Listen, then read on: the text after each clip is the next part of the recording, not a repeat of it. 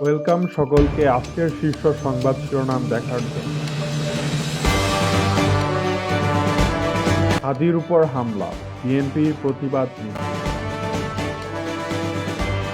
সীমান্তে বিজিবির টহল জোরদার। হাদির উপর আক্রমণ, গণতন্ত্রের উপর আক্রমণ।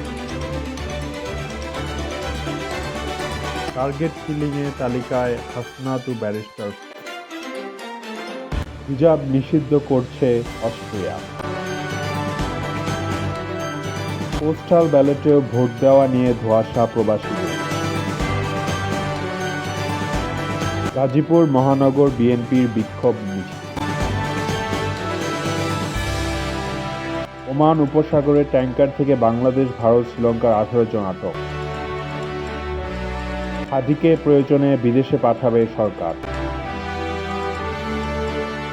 নির্বাচন বানচালের ষড়যন্ত্র করছে পতিত শক্তি।